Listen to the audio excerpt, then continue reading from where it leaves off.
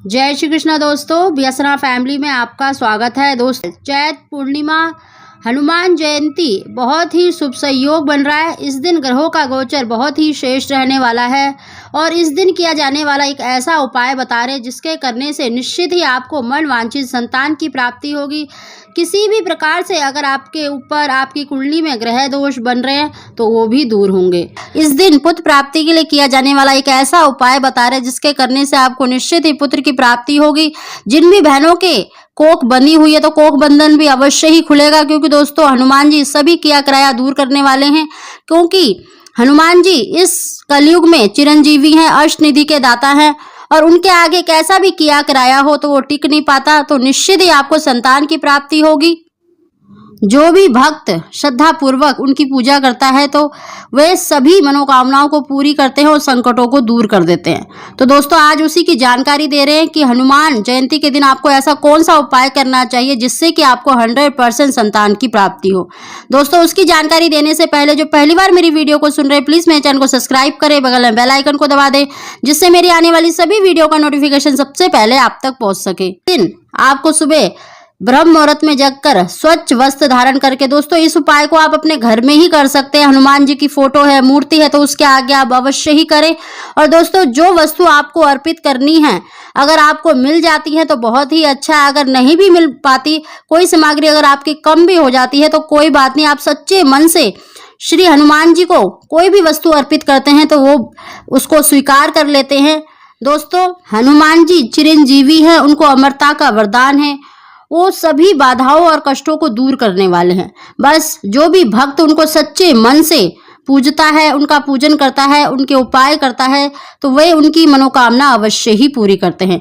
दोस्तों, आपको हनुमान जी को अर्पित करने के लिए एक जनेऊ, चमेली का तेल, सिंदूर, एक ध्वजा अवश्य ही लेनी है। और साथ में आपको देखिए घर पर ही आप 5 लड्डू यानी चूरमा बनाना है। रोटी को तोड़कर घी और शक्कर मिला के जो चूरमा बनाया जाता है तो आपको 5 लड्डुओं का भोग लगाना है। और साथ ही अगर आप केले भी ला सके तो 5 केले भी अवश्य ही लें। दोस्तों, आप अपने घर के मंदिर में ही इस उपाय को कर सकते हैं। उस दिन सुबह स्नान करके स्वच्छ वस्त्र धारण करें। अगर आपके पास हनुमान जी की मूर्ति है तो उन पर गंगा जल के छींटे, अगर फोटो है तो उन पर भी गंगा जल के छींटे अवश्य ही मारे और उन पर एक जनेऊ, चमेली का तेल और सिंदूर अवश्य ही अर्पित करें। उनके आगे अवश्य ही चढ़ाएं। और साथ ही अगर एक ध्वजा ला सके तो ध्वजा भी अवश्य ही लाएं।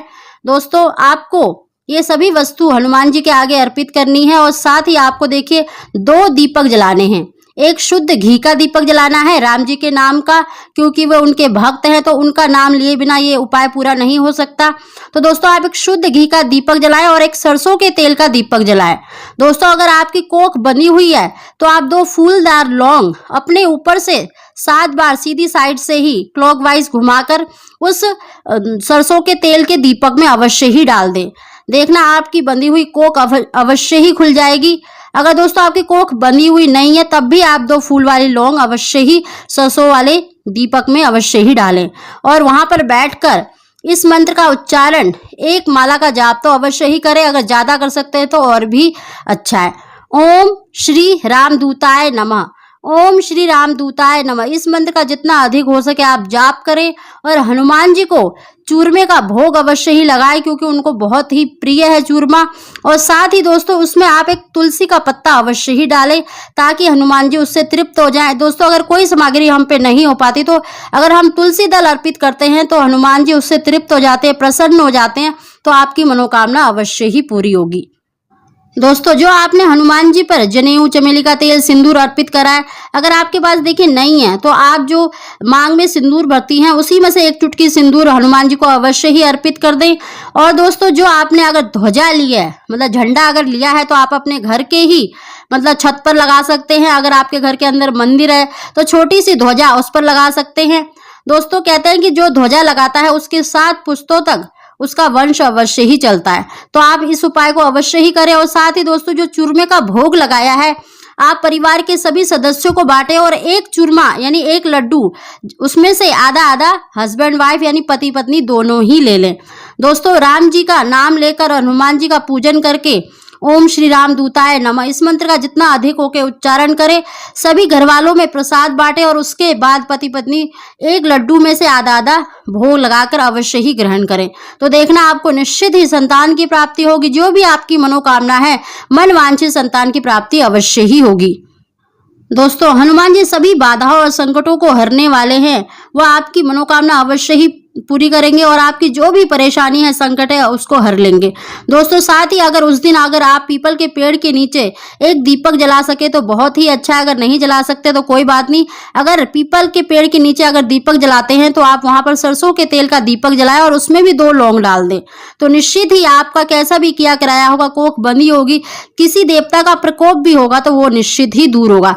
दोस्तों, ये बहुत ही शुभ संयोग पड़ रहा है कि चैत्र पूर्णमासी भी है और हनुमान जयंती भी, और हनुमान जी सभी संकटों को हरने वाले हैं। तो आप इस उपाय को अवश्य ही करें।